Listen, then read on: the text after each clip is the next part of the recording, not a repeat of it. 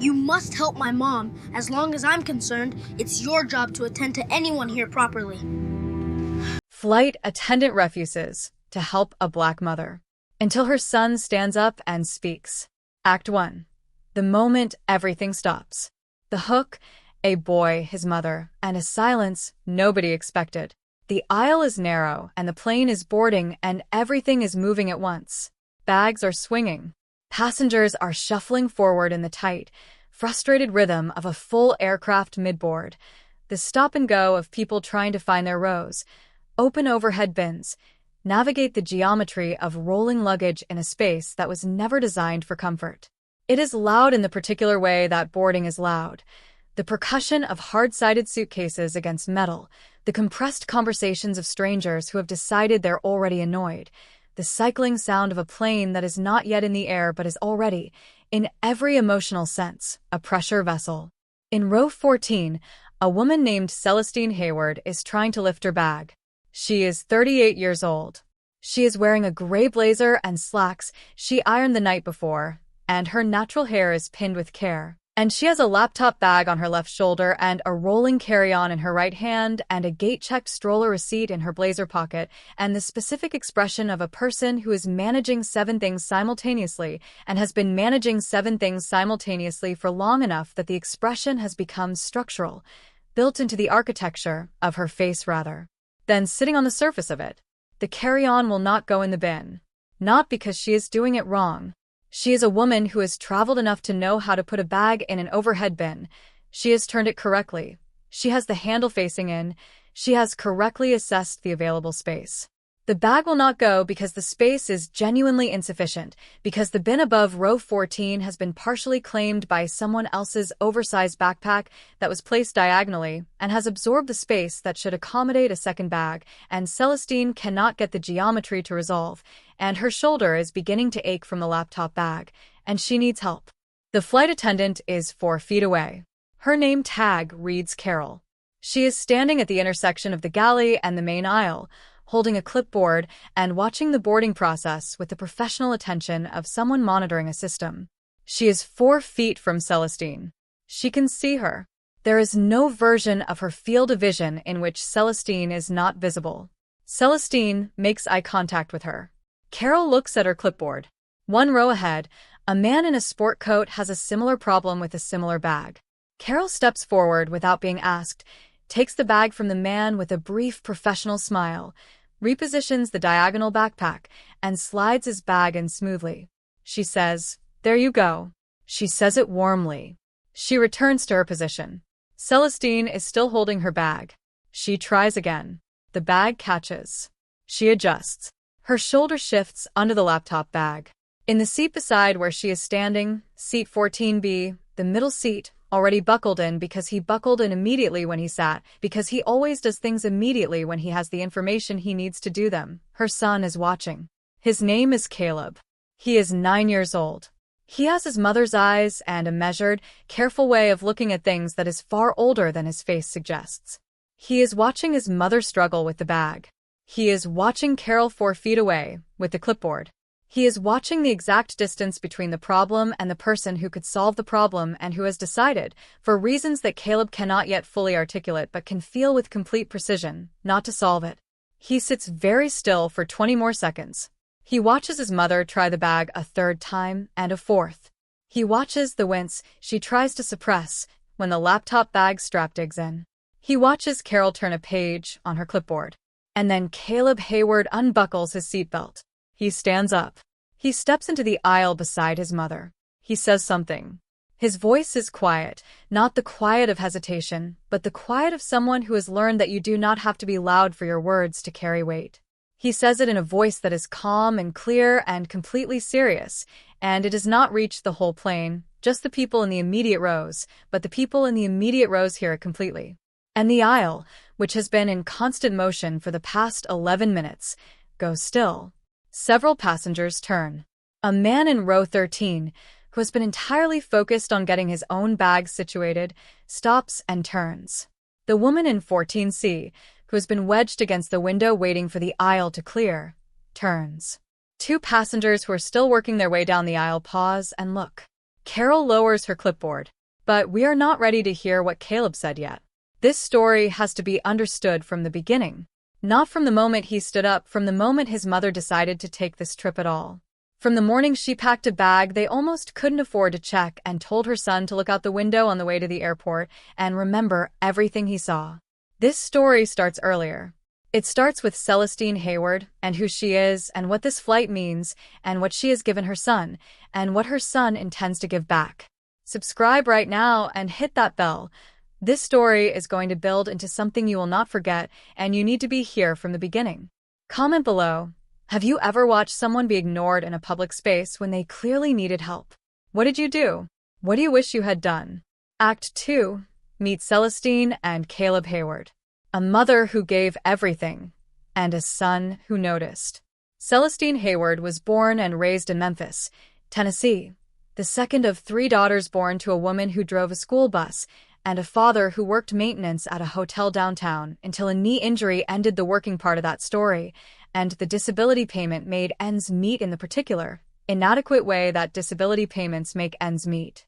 She grew up in a house where the heat was sometimes inconsistent in February and the pantry was sometimes more aspirational than stocked, but where the floor was always clean and the homework was always checked and the library card was treated as a serious document. Her mother carried the library card in her wallet between her bus pass and her health insurance card, in the position of things that mattered, because it mattered. Because in a household where money was perpetually insufficient, knowledge was the one resource that the library distributed equally, regardless of what you had in your account. Celestine used her library card the way certain children use things they've been told are important, completely and constantly, as though the importance has been absorbed at a cellular level and requires no further instruction. She read everything. Not strategically, not with a plan, but with the omnivorous hunger of someone for whom books are not assignments but oxygen. She read novels and she read science and she read history and she read, one summer when she was 12, an entire shelf of biographies of women she had never heard of, women scientists, women engineers, women who had walked into rooms that had never contained someone like them and had stayed anyway, had made their work there, had refused to be reasoned out of their own intelligence by the discomfort of the room. She remembered all of those women. She carries them still. She went to college on a Pell Grant and 2 small scholarships and the understanding that she would work while she was there, and it would be harder than it should be and she would do it anyway. She studied social work because she wanted to understand, with the rigor of an academic discipline, the structures that kept people in the circumstances that had shaped her childhood, the policy decisions, the systemic underfunding, the invisible architecture of a society that was not organized around the convenience of families like hers, and that required, from those families, a constant, exhausting, invisible labor of navigation. She graduated. She became a licensed clinical social worker. She spent 6 years working for a county agency in Memphis, and then moved to Charlotte for a position at a nonprofit that provided services to families in crisis, families who were where she had been, families who were navigating versions of the same impossible mathematics she had grown up watching her parents solve. She was good at this work. She was good at it because she understood it not just professionally but personally, and the people she worked with could feel the difference.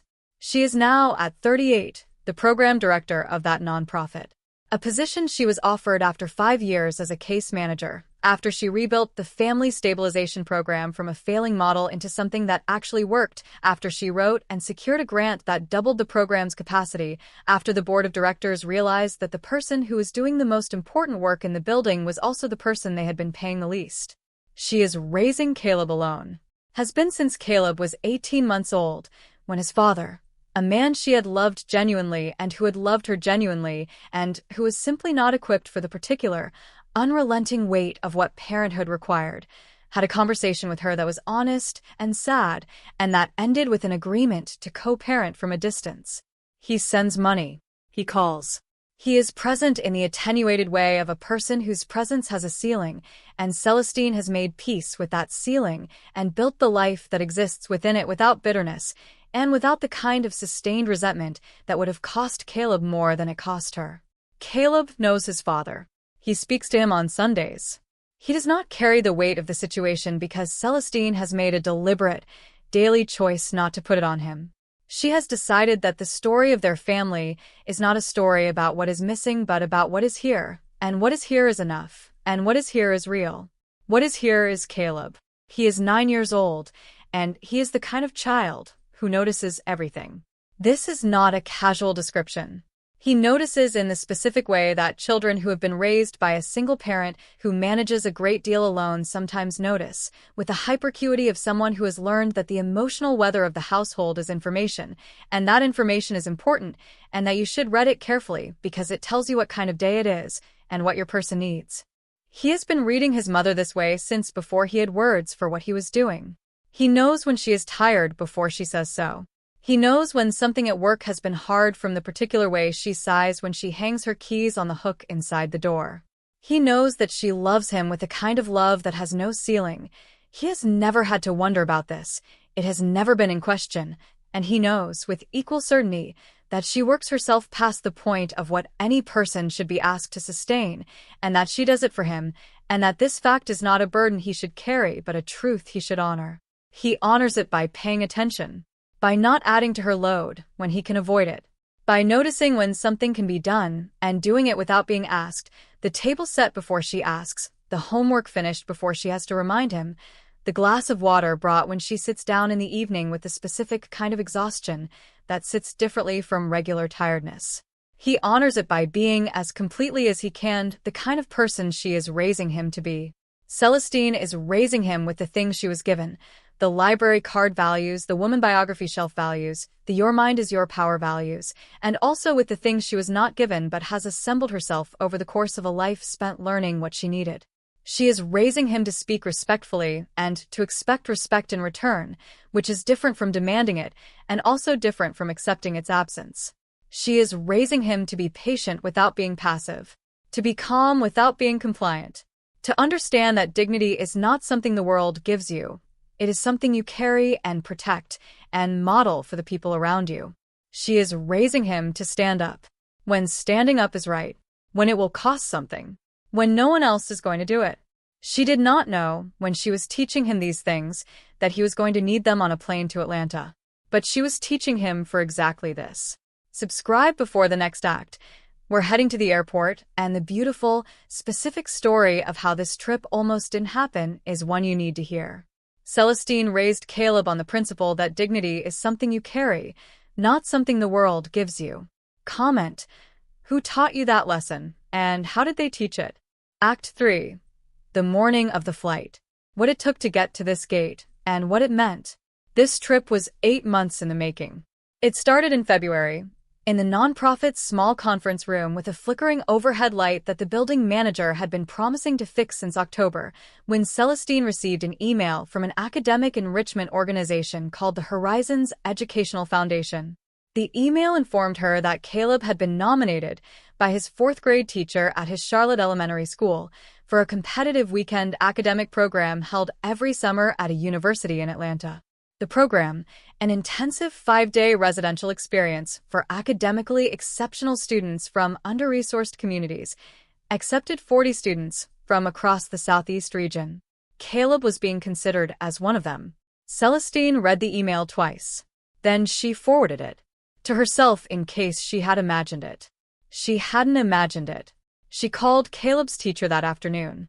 The teacher, a woman named Ms. Pryor, in her first year at the school, fresh from a master's program in education, with the particular passionate clarity of someone who has not yet discovered what teaching costs but has already discovered what it gives, said, "I nominated him because I've never had a student like him. Not in my practicum, not in student teaching, not in this year. He processes things in a way I don't have a framework for.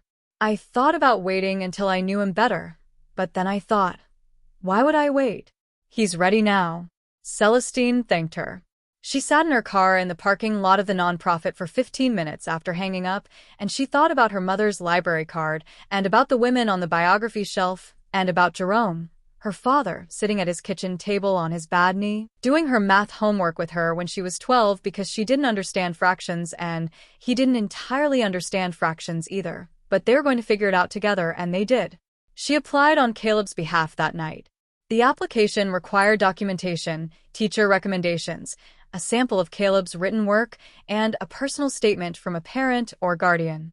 Celestine wrote the personal statement in 2 hours and revised it over 3 more evenings because she wanted every sentence to earn its place, and because she understood that the people reading it had seen 1,000 applications and would recognize immediately whether the writing was real or performed. She made it real. She wrote about the library card. She wrote about what it meant to grow up in a house where the pantry was sometimes thin but the homework was always checked. She wrote about Caleb the way you write about someone when you know them completely, not cataloging his achievements, because the achievements were listed elsewhere in the application, but describing the quality of his attention, the way he read the room, the specific, unimpressible seriousness he brought to things that interested him. She wrote, "My son does not need to be told that learning matters. He arrived knowing.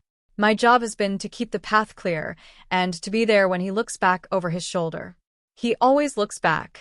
He always makes sure I'm still there."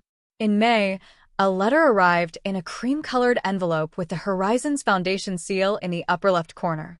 Caleb was accepted. The program covered tuition, housing, and meals. It did not cover transportation.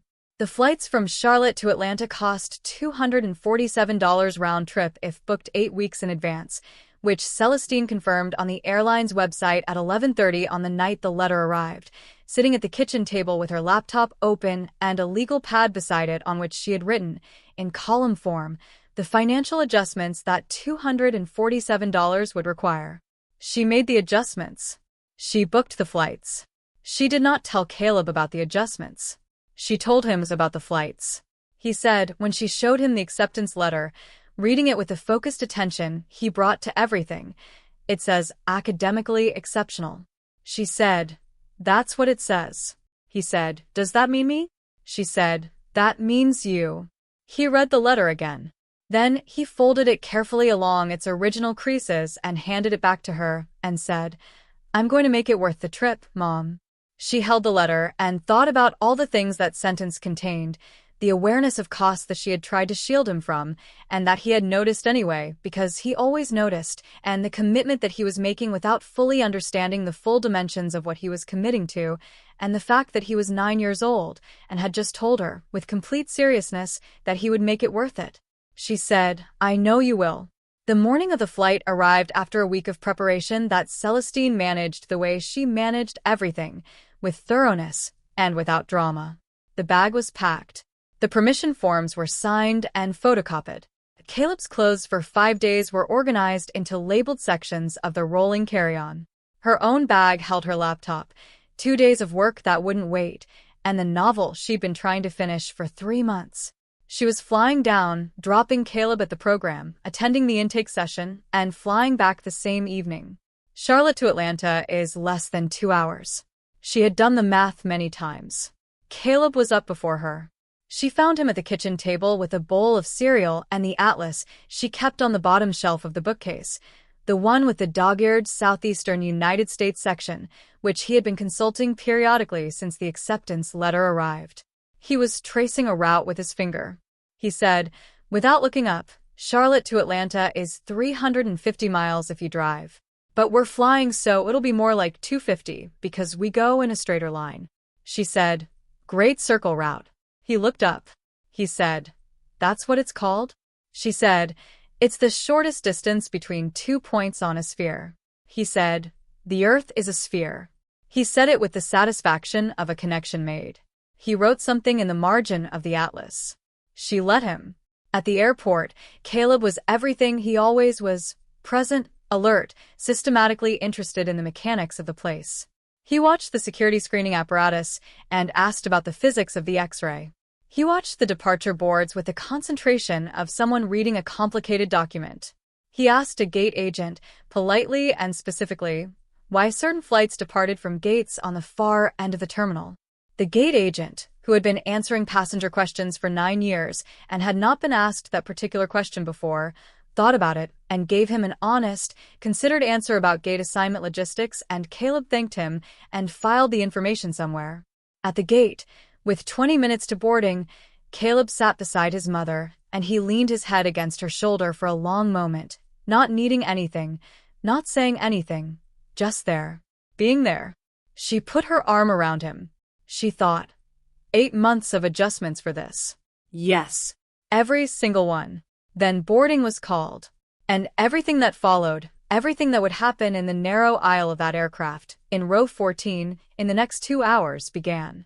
Subscribe now. Boarding starts next, and the moment Celestine reaches the flight attendant is when the story turns.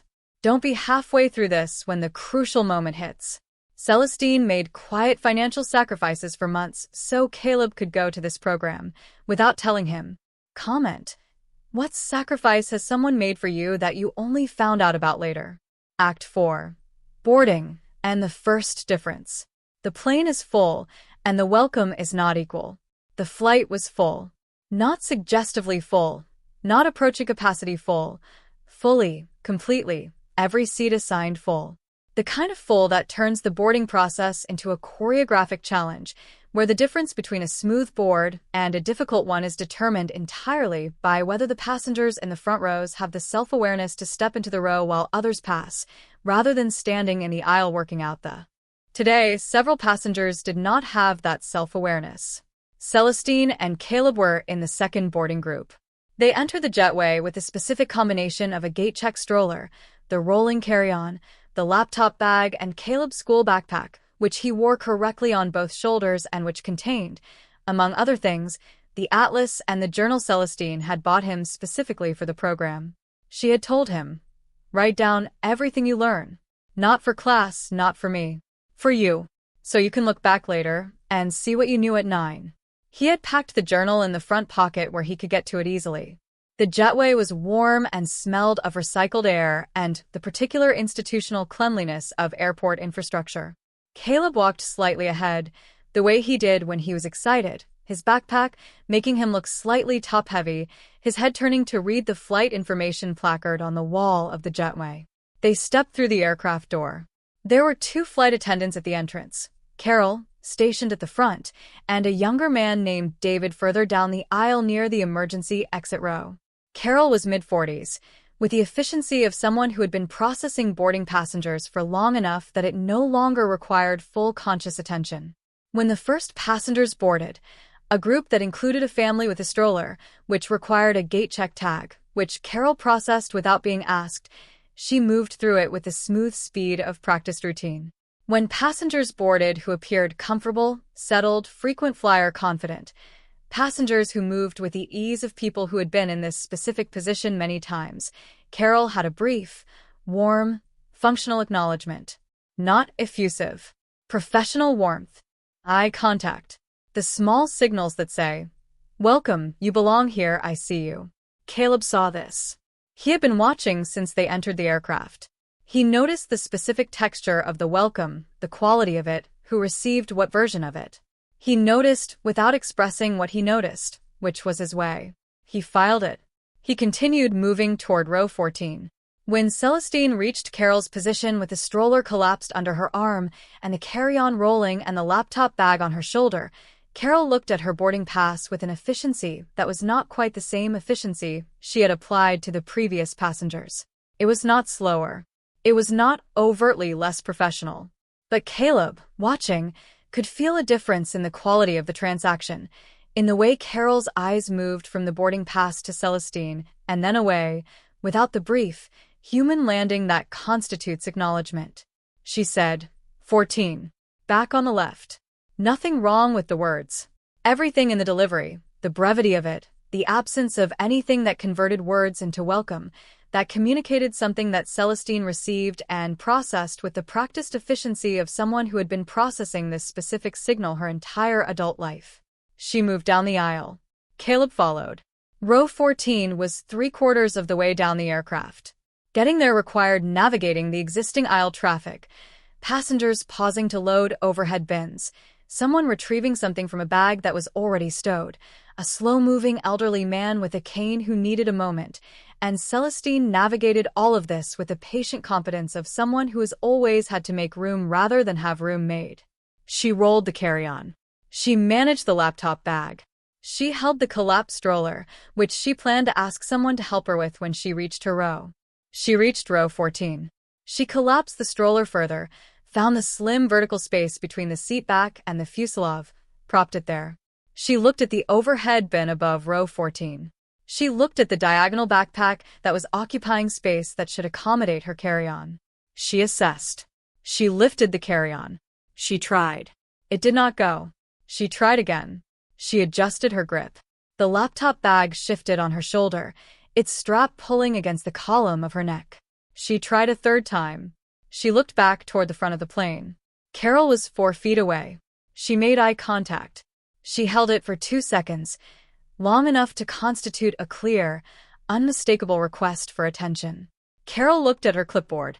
1 row ahead, a passenger in a sport coat was having a similar problem. Carol moved to him without hesitation, repositioned the contents of the bin, slid his bag in cleanly, and returned to her position with the smooth efficiency of someone doing their job. Celestine was still holding her bag. Caleb, who had already buckled in and had been watching all of this with his complete, still, directional attention, felt something in his chest that he did not have a word for. He had words for most things. He was a child who used language carefully, who chose words the way his mother chose words, with attention to precision. But this feeling did not yet have a word. It was the feeling of watching something unfair happen to someone you love, in a space where the unfairness is clear and present, and the person causing it is 4 feet away and could stop it, and is choosing not to. It was the feeling that would have a name later, when he was older, when he had read enough and lived enough to put it in a framework. Right now it was simply a tightening, a warmth in his face, a decision forming, slowly, in the part of him that had been paying attention to his mother's teachings about standing up and what it costs and why you do it anyway. The decision was not formed yet. He was still watching, still accumulating, still giving the situation more time to resolve itself the way he hoped it would resolve, the way the world is always supposed to resolve these things, through ordinary human decency, through someone simply noticing and responding. The situation was not resolving. Celestine tried the bag a 4th time. Subscribe, the situation is about to get worse before it gets better, and the person who changes everything is already sitting right there in 14B. Don't miss what happens next. Caleb noticed the difference in how passengers were greeted before a single disrespectful word was spoken. Comment. Have you ever experienced a welcome that wasn't really a welcome? How did it feel? Act 5. The refusal in plain sight. Help given to some, withheld from one, and a cabin that starts to notice. Celestine set the bag down. She set it down in the aisle, which technically you are not supposed to do during boarding because it obstructs the flow, but she had no choice because she could not hold it at altitude any longer without dropping it, and dropping it was worse than setting it down. She set it down. She rolled her shoulder. She looked at the bin. She looked at Carol. She said, "Excuse me." She said it at a volume calibrated to reach Carol, which it did, because Carol was 4 feet away and the ambient noise, while significant, was not sufficient to block a direct address at that distance. Carol looked up. Celestine said, "Could you help me with this? The bin seems full." Carol said, "You might want to check a bin further back." She said it without moving, without making any gesture toward the bin, without the offer of physical assistance that she had provided to the man in the sport coat 30 seconds earlier, without being asked. Celestine said, "I'm in row 14. The program has me seated here. I can't use a bin further back without it being an issue on landing." Carol said, "I'm sure it'll work out." She said it with a particular species of dismissal that is almost perfectly designed to be unchallengeable, not rude, not aggressive, technically responsive, completely withholding. She returned to her clipboard. The woman in 14C, window seat, already situated, a person in her early 60s with reading glasses on a lanyard and the expression of someone who has seen enough to recognize this specific situation, had watched the entire exchange. Her name was Beverly. She had been a middle school principal for 22 years, and she had spent 2 decades developing the specific, finely calibrated ability to recognize when something wrong was happening in an institutional setting, and to name it precisely. She recognized this. She looked at Celestine. She looked at Carol. She looked at the overhead bin where the diagonal backpack was still sitting exactly as it had been sitting when she boarded, having not been adjusted despite the fact that its placement was the source of the problem. She started to unbuckle her seatbelt. Before she could, A passenger coming down the aisle, a large man, moving with the forward momentum of someone trying to get to his seat before the line backed up further, bumped into Celestine's bag, which was still in the aisle. The bag rolled. Celestine caught it. The momentum of catching it shifted the laptop bag on her shoulder, and the strap pulled sharply against her collarbone, and she made an involuntary sound. Not a cry, not dramatic, just the small, honest sound that a body makes when something hurts. Caleb heard it. He was already watching. He heard the sound. He watched his mother catch the bag and right herself and smooth her face back into the expression she was maintaining, the even, competent expression of a woman managing a situation, and he saw the microsecond before the smoothing, the instant when the expression wasn't smoothed yet, when it was just his mother's face doing what faces do when they're tired and in pain and being ignored. He saw that. 2 rows ahead, a passenger who had also heard the sound looked back. He looked at Celestine's situation, the bag in the aisle, the full bin, the laptop bag strap, and he looked at Carol 4 feet away, and his expression went through a rapid, visible sequence. Recognition, discomfort, the particular hesitation of a person who wants to do something but is not sure if it is their place. David, the younger flight attendant near the exit row, had started moving toward the front when he heard the sound. He was 6 rows away. He was coming. But Carol stepped into the aisle. Not to help Celestine. She stepped into the aisle to direct the passenger with a forward momentum to wait while another passenger retrieved something from an overhead bin. She was managing the boarding flow. She was doing her job. She was doing her job in a way that happened to keep her in the aisle, between Celestine and David, doing a task that was legitimate and necessary, while Celestine stood with her bag and her aching shoulder and the bag in the aisle and the full bin and no help. The man in the row ahead, the one who had been watching, made a decision. He stood up. He leaned across the seat into the aisle, and he said to Celestine, "Let me try that for you." He was taller than Celestine by 6 inches and had the physical advantage of those 6 inches in dealing with an overhead bin. He took the carry-on, assessed the bin, repositioned the diagonal backpack with practiced competence, and slid the carry-on in cleanly. He said, "There you go." Celestine said, "Thank you." She said it with the compressed, genuine warmth of someone who is more grateful than the words alone can carry. He said, "No problem." He sat back down. Caleb watched this. He watched the stranger do in 20 seconds what the flight attendant had refused to do twice. He watched his mother say thank you to the stranger with a particular quality of gratitude that contains something else, something that sounds like gratitude and feels like more than gratitude, that has in it the accumulated weight of the whole morning and the 8 months of adjustments and the $247 and the fact that she should not have had to wait for a stranger. She should not have had to wait. Celestine settled into 14A. She adjusted the laptop bag. She exhaled. She looked at Caleb. She said quietly, "Everything is okay." She said it the way she had said it 100 times in 100 versions of difficult situations when she wanted him to know that they were fine, that she was fine, that they were going to get through whatever this was and come out the other side the way they always did.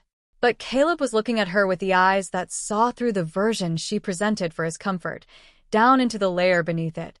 He was 9 years old, and he could see her clearly, and what he saw was a woman who was holding more than she should be required to hold, and who was holding it with such discipline that it looked like nothing from the outside, and who would hold it all the way to Atlanta if no one interrupted the holding. He said, "I know." He said it the way he said things that were larger than what they looked like. Not "I know it'll be fine." Just "I know." Acknowledging that he saw her. That he had always seen her. That his seeing was one of the things she could count on. He buckled his seatbelt again. He looked forward. He was still deciding. Subscribe. We haven't hit the worst of it yet. The next act is where Carol goes further, and it's also where Caleb's decision solidifies. You need to be here. A stranger stood up and helped when the flight attendant wouldn't. Comment. When was the last time a stranger showed you unexpected kindness? What did they do? Act 6. Escalation. Questioning the seat. When dismissal becomes something more deliberate. The boarding process completed. The aircraft door closed. The safety demonstration began. Caleb watched the flight attendant perform the demonstration with the attentive interest he brought to every procedural thing, identifying the exits, watching the mask demonstration, noting the seat cushion flotation explanation. He stored the information the way he stored everything, completely, without ceremony, ready to use if required. His mother watched straight ahead. Her hands were in her lap. The expression she was wearing was the one she wore when she was processing something and did not intend to let the processing show. Caleb knew this expression better than most people know their own faces. The plane pushed back. The engines rose. Charlotte tilted and then fell away below them, the city unfolding into its grid and then compressing into a pattern and then becoming part of a larger geography as the altitude increased. Caleb pressed his face to the window for the ascent. This was important to him, to watch the transition, and then settled back when they leveled off. He opened his journal. He wrote, Charlotte to Atlanta. Great circle route. The shortest path on a sphere. He wrote, the boarding process assigns seats by number, but the welcome is not equal. He wrote this last observation with the same matter-of-fact precision he applied to everything, not as a complaint, not as accusation, as a documented observation. He was 9 years old, and he was already learning how to distinguish between what the system promises and what the system delivers. The drink cart came through approximately 20 minutes after leveling off. David was managing the economy cabin cart from the back. Carol was handling the front section. Row 14 was in Carol's territory. She came with the cart, and she stopped at row 13. She took that row's orders, a ginger ale, a water, processed efficiently, delivered promptly. She moved the cart to row 14. She looked at 14C first. Beverly, the former principal, who ordered apple juice and received it with a brief, professionally warm exchange. Then Carol looked at 14A. She said, your ticket is economy, correct? Celestine looked at her. She said, yes. Carol said, just checking. Sometimes people get confused about which section they're in. She said it with a tone that is not quite an accusation, and not quite a joke, and not quite anything that can be named precisely, the tone that lives in the ambiguous territory between them, designed to be felt without being quotable. She said, you are in the right seat. Celestine said, I know I am. Carol said, can I get you anything? Celestine said, water, please. Carol said, and for him? Caleb said, apple juice, please. He said please with the automatic courtesy that was structural in him, installed below the level of conscious deployment. Carol poured the water. She poured the apple juice. She set them on the tray tables. She moved to row 15. Beverly, in 14C, had heard the exchange clearly. She had the contained, deliberate stillness of someone who is deciding how and whether to intervene, running the calculation of what intervention would cost and what it might provide, and whether this is the moment or whether it will resolve, and whether waiting is complicity. She was leaning toward intervention when Carol stopped the cart at row 15 and said something to the passengers there that Beverly strained to hear, and then Carol laughed, warmly, at something one of them said. A genuine laugh. The laugh of someone who is comfortable and engaged and doing the version of their job they find enjoyable. Beverly looked at Celestine. Celestine was looking at her water glass. Her profile was exact and controlled. The particular exactness of a person who is managing something at close range. Caleb was looking at Carol. He had watched the row 13 exchange and the row 14 exchange and the row 15 laugh, and he had run the comparison with the objective precision of someone who is very good at identifying patterns. He had identified the pattern. He had been identifying it since they boarded. He had hoped he was wrong. He had accumulated enough evidence to know he was not wrong. He picked up his apple juice. He drank it. He set it down. He wrote 2 more sentences in his journal, then closed it. His decision, which had been forming since the overhead bin, since the moment his mother made the small sound when her shoulder was pulled by the strap, was now formed. He was waiting for the right moment. He had learned from his mother that timing mattered as much as content. That saying the right thing at the wrong time was like planting seeds in frozen ground. That you waited for the moment when the soil was ready. He did not have to wait long. Subscribe and hit that bell. The emotional breaking point is next. Celestine's composure is going to show its seam, and Caleb is going to see it. This is the moment the whole story turns on. Carol told Celestine sometimes people get confused about which section they're in. Comment. Have you ever had someone question whether you belonged somewhere you had every right to be? Act 7. The weight of it all. The moment a 9-year-old sees his mother differently and decides. 35 minutes into the flight. Turbulence. Mild turbulence, the kind that makes the plane shudder briefly and then settle, the kind that experienced travelers absorb without much response. The seatbelt sign came on. Carol made the announcement. Passengers adjusted. In the movement of the turbulence, Celestine's water glass, which had been at the edge of the tray table, too close to the edge, a placement she had not corrected because she was attending to something in her laptop bag, slid and tipped. It tipped toward her. Not entirely over, it was a controlled tip, the kind that you can recover if you're fast, but it spilled across the tray table and onto her blazer. The gray blazer she had ironed the night before. The blazer she wore because this was Caleb's intake day at the program and she wanted to make a good impression on the program directors, wanted to walk in looking the way she felt on the inside, which was serious and capable and worthy of the trust they were placing in her son. The water spread across the lapel and the front panel of the blazer in the immediate, irreversible way that water spreads. Celestine stood slightly, taking the napkin from the tray table. She blotted. She worked the napkin against the fabric with the quiet efficiency of someone minimizing damage. Around her, the turbulence had already passed, and the plane had resettled, and the seatbelt sign had clicked off, and passengers were returning to their pre-turbulence activities, and none of this was remarkable. Then Celestine ran out of napkin. She had one napkin, the paper napkin from the drink service, which was now saturated and insufficient. She needed more. There was a spillage on her blazer that required more than one small paper napkin, and she was wearing this blazer for a specific reason, and she needed help. She pressed the call button. She waited. The light above her seat illuminated. She looked toward the front of the cabin. Carol was at the galley. She had seen the light. She was reorganizing something on the galley shelf. She took her time completing the reorganization. Then she walked toward row 14. She stopped at 13 first. A passenger there had a question about the Wi-Fi. Carol answered the question. It took perhaps 90 seconds. She moved to 14. She looked at the water on the tray table, the wet napkin, the blazer. She said, "I'll get you some napkins." She said it the way you say you'll get someone napkins when you consider the napkin request to be the transaction. Not the spilled water, not the blazer, not the person in the blazer who has been on this aircraft for 35 minutes and has been dismissed twice and questioned once and is now sitting with water on the clothes she chose carefully for a day that matters. She brought 3 napkins. She placed them on the tray table. She walked away. She did not offer to help blot. She did not ask if the blazer was okay. She did not bring club soda or a damp cloth from the galley, which is what flight attendants are trained to bring for fabric spills because club soda is more effective on fabric than dry napkins, which she knew, which is part of the training. She walked away with 3 paper napkins. Celestine blotted. She worked at the blazer with the 3 napkins and what remained of the first one.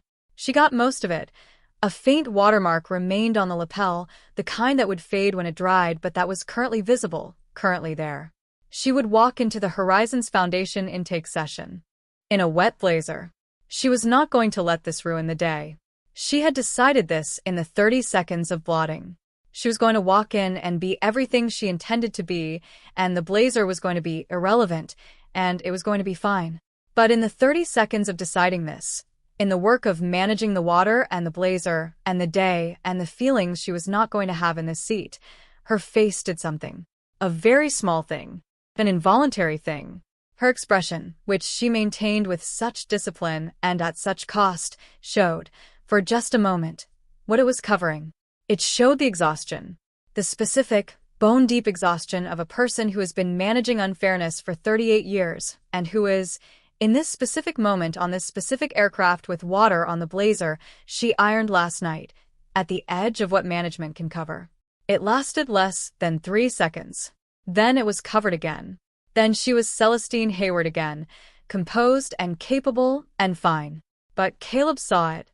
He had been watching. He was always watching. He saw the 3 seconds. He had never seen that on his mother's face before. Not that specific thing. He had seen tired, and he had seen worried, and he had seen the particular tightness she got around difficult situations. But he had not seen this. This was different. This had a depth to it that the other expressions didn't have. It looked, to his 9-year-old mind, searching for the word. It looked like hurt. Not the immediate hurt of a fresh wound. The accumulated hurt of many wounds that had been managed so efficiently that they were invisible until the management slipped for 3 seconds and showed what was underneath. His mother had been hurt. Not today. Always. And today too. Caleb set his journal on the tray table. He looked at Carol's back as she moved toward the front galley. He looked at his mother's blazer. He looked at the row of napkins on the tray table. He unbuckled his seatbelt. He stood up.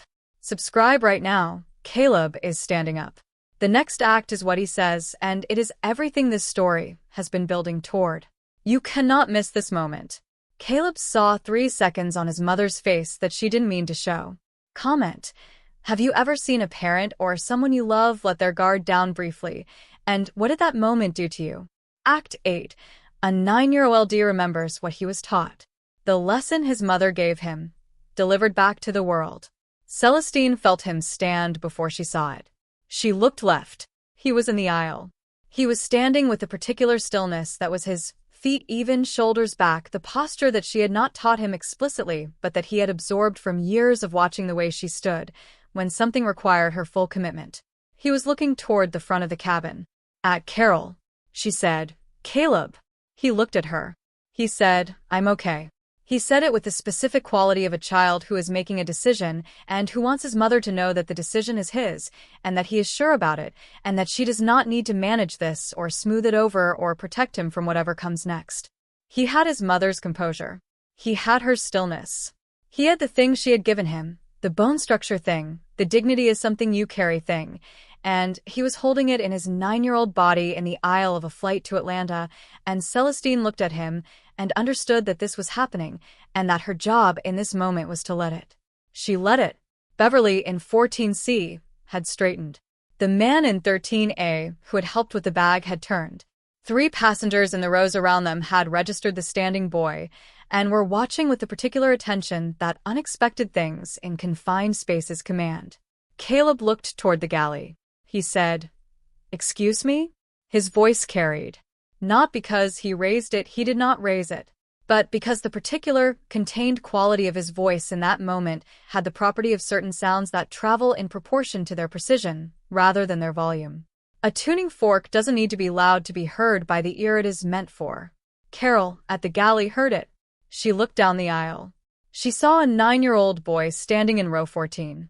She looked at him with the expression that adults sometimes direct at children who are doing something they shouldn't be doing in public, the expression that contains a preemptive correction, that says before anything is said, whatever you are about to do, that's not appropriate right now. But Caleb was already speaking. Calmly. Clearly. He said, My name is Caleb. He said it the way his mother had taught him to begin conversations that required a person to see you as a person before anything else. Give them your name first. Make it impossible not to know who you are. He said, My name is Caleb, and I wanted to ask you something. Carol walked toward him. She had the professional efficiency of someone managing a situation and expecting to close it quickly. She stopped at the aisle beside row 14. She looked at him. She said, Yes? And Caleb said the thing. He said it calmly. He said it in the clear, unhurried voice of a child who has thought carefully about what he wants to say and has decided that it deserves to be said exactly right. He said it looking directly at Carol, with the steady, respectful attention that his mother had taught him was the way you looked at people when you wanted them to take you seriously. He said, My mom has been trying to get help since we boarded. She needed help with her bag, and you helped the man in front of us, but not her. And then she spilled water, and you brought napkins, but you didn't help her with her blazer, and I know you're trained to use club soda for that because I read about how flight attendants handle spills. And I've been watching, and I've noticed that the way you help us is different from the way you help other people around us. And I don't think that's fair. He paused. Then he said, My mom works really hard. She saved money for a long time, so I could be on this flight. She ironed her blazer last night because she wants to make a good impression for me. And she hasn't asked for anything she wasn't owed, and she hasn't been rude to anyone, and she hasn't done anything wrong. And I just think she deserves to be helped the same way everyone else is helped. That's all. He stopped. The aisle was completely silent. Not the ordinary silence of a cabin between announcements. The silence that falls when something true has been said in a public space in a way that cannot be unheard. The silence of people who have all just received the same information at the same moment and are all, simultaneously, doing something with it. Carol was looking at Caleb. Something was moving in her face. Something that the professional composure was not quite large enough to contain. She looked at him with a particular expression that people wear when a mirror has been held up in a way they were not prepared for, when the reflection shows something they recognize and did not intend to show. Celestine had both hands flat on the tray table. She was looking at her son. Her face was doing things she could not control, and she was not trying to control them. He had used her words. The library card words. The dignity is something you carry words. He had used the lesson she had been teaching him since he was old enough to understand lessons, and he had delivered it back to the world, calmly and clearly, and without a single raised word, in a public place where it needed to be said. She was going to hold it together. She was going to hold it together. She was not holding it together. Subscribe, the twist is next. Someone in this cabin has been watching all of this with a very different kind of attention, and what they do next changes everything. You have to see it. Caleb said, "She deserves to be helped the same way everyone else is helped. That's all." Comment. What did those words do to you? What does it feel like to hear a child say something that clear? Act 9. The person in row 12. The witness nobody saw coming, and what she did with what she heard. In seat 12A, there was a woman named Dr. Patricia Noel. She was 56 years old, and she was flying to Atlanta for the same reason she flew to Atlanta 4 times a year for a board meeting. Dr. Noel was the vice president of passenger experience for a mid-sized regional airline. She had spent the past 19 years in the airline industry in various positions, in operations, in service design, in training, and for the past 7 years in the senior leadership role that made her, in the most direct and functional sense, responsible for the quality and consistency of the experience that every passenger had when they interacted with the people and systems of the airline they were currently on. She was flying as a passenger today, not on business for her own airline, but attending a regional industry conference. She was in 12A, and she had been in 12A since boarding, and she had a quality of attention that was professional in the specific way that people who work in passenger experience develop. She noticed things. She was trained to notice things. She noticed the texture of service, the small signals of consistency or inconsistency, the gap between what a service system promises and what it delivers. She had noticed Carol since boarding.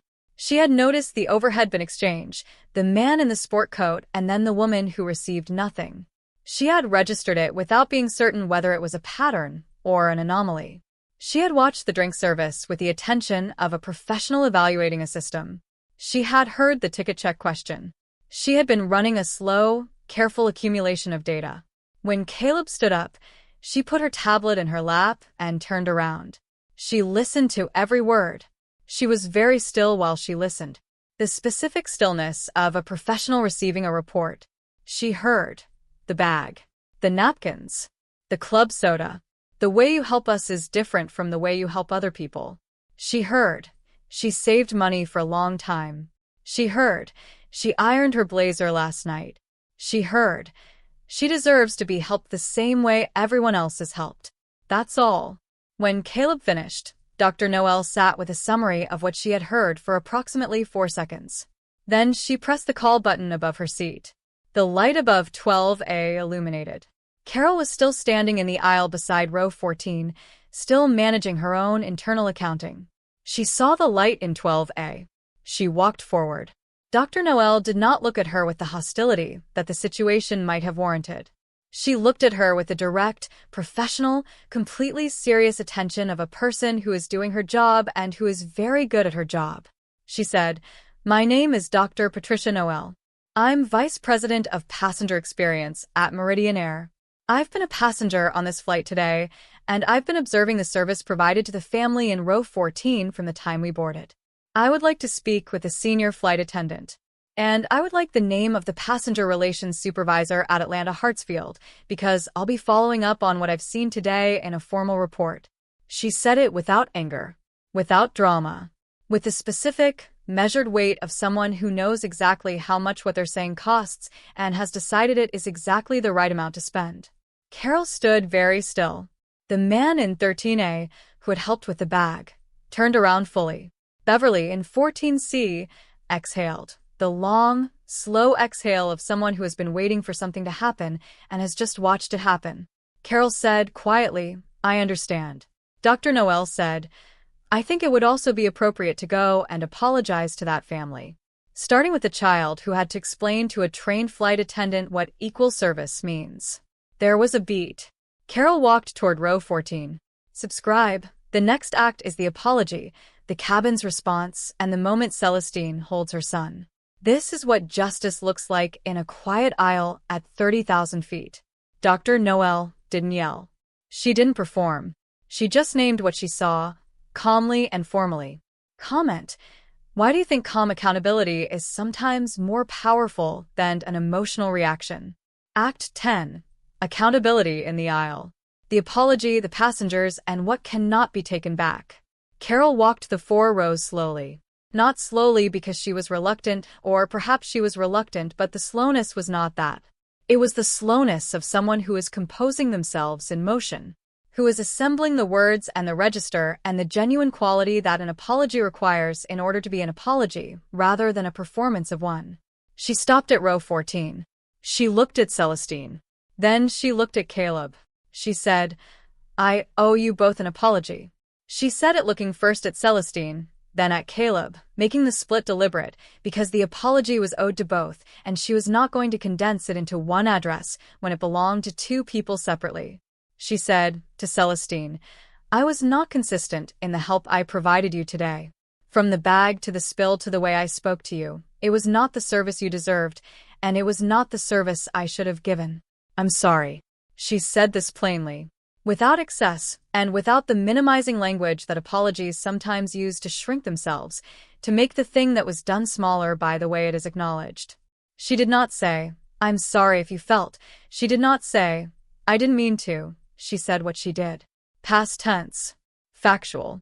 Accountable. Then she looked at Caleb. She said, "And I owe you a particular apology. Because you're 9 years old, and you had to stand up in a public aisle and explain to me what my job requires. That should never have been necessary. I'm sorry that it was." Caleb looked at her. His expression was not triumphant. It was not the expression of someone who has won something. It was the expression of someone who has said what needed to be said and is now ready for whatever follows, and who has no investment in the drama of what follows beyond the fact of the correction itself. He said, "Thank you." He said it simply and completely, the way his mother said difficult things, with the economy of a person who means exactly what they say and does not need to ornament it. Carol nodded. She said, "Is there anything I can get you right now? Both of you. Anything at all?" Celestine said, "Club soda if you have it." For the blazer. Carol said, "I'll bring it right now." She went. She came back with club soda and a clean cloth from the galley, and she offered them to Celestine. She did not perform the helpfulness. She offered it and stood back and let Celestine decide what she needed from the materials provided. Celestine took the cloth. She worked the blazer. The watermark, treated promptly with the correct substance, began to lift. Beverly, in 14C, said quietly, to no one in particular, "There it is." The man in 13A turned around. He said to Caleb, "That was really something, kid." Caleb said, "Thank you, sir." He said sir with the automatic courtesy that was structural in him. The man looked at Celestine. He said, "You raised somebody." Celestine looked at her son. She said, "I know." From 12A, Dr. Noel had been watching the apology. She had not come back to row 14. She understood that the moment belonged to the family, and that her role in it was finished, and that the most respectful thing she could do now was give them the space that the moment required. She turned back to her tablet. She opened the passenger experience report template that lived in her work documents. She began filling it out. She was thorough. She documented the bag incident by time. She documented the ticket check question and its phrasing. She documented the spill and the napkins and the absence of club soda. She documented Caleb's words as closely as she could reproduce them, because she wanted the record to include what a 9-year-old had been required to say in order to receive the service that should have been automatic. She submitted the report before the plane landed. She also wrote, in the notes field of the report, which was optional and which most people left blank, the child in 14B should be commended for demonstrating, under pressure, a level of dignity and clarity that exceeded what most adults manage in equivalent circumstances. His mother is raising someone extraordinary.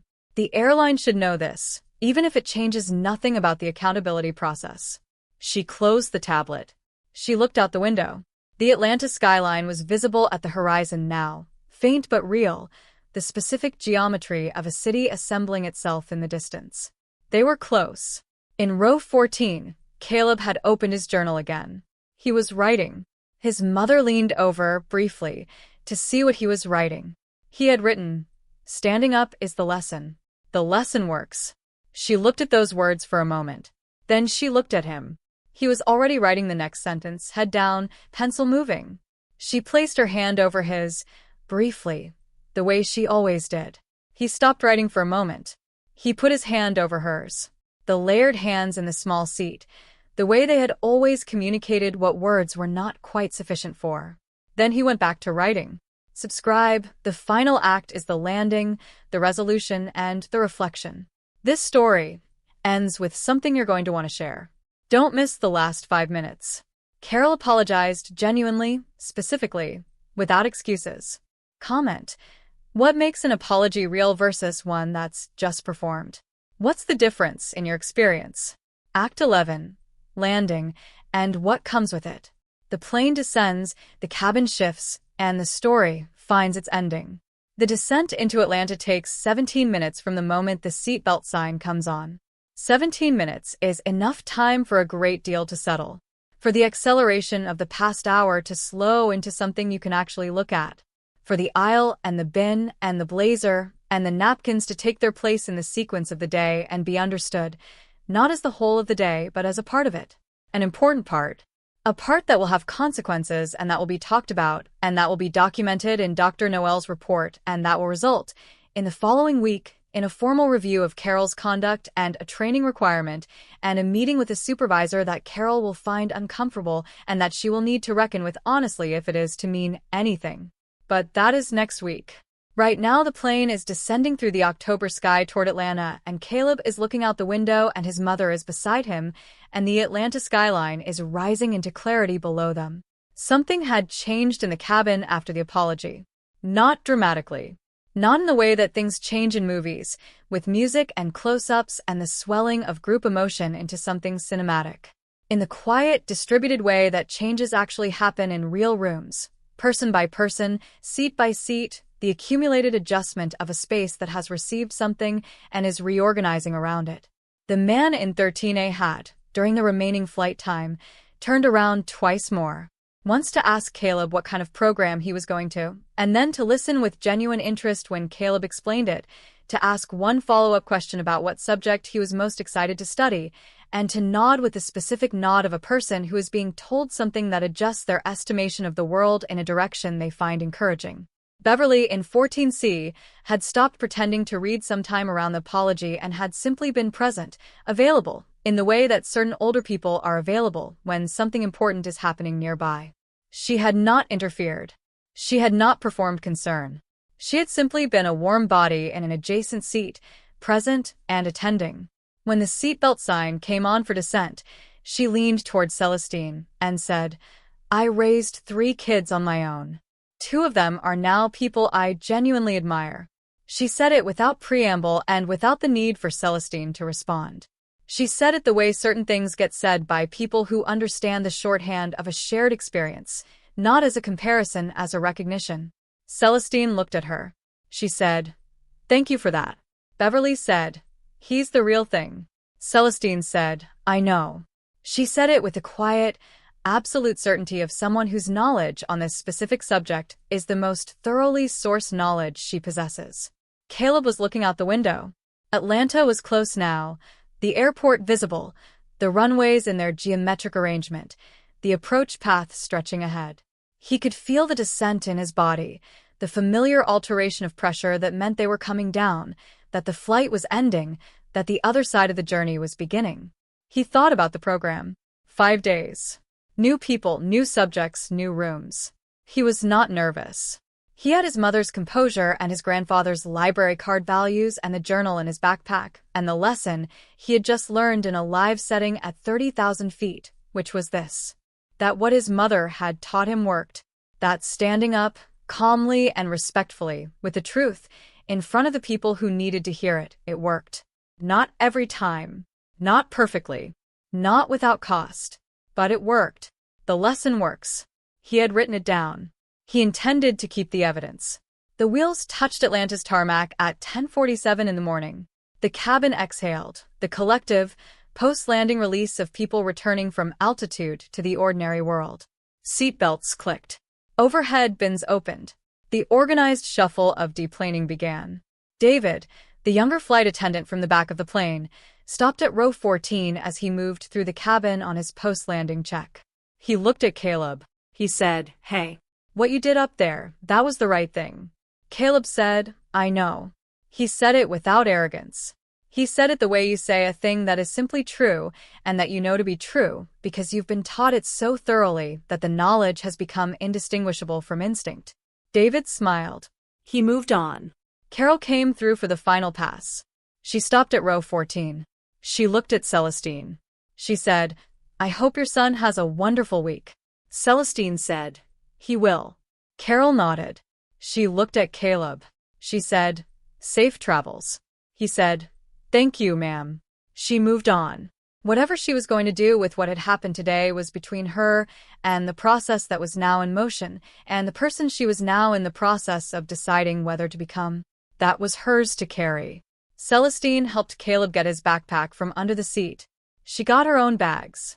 They stood in the aisle with the other passengers, the ordinary close-in patience of the deplaning line.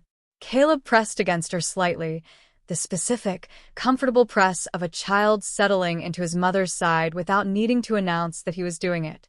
She put her arm around him. They stood like that in the aisle of Flight 1092 while the line moved forward.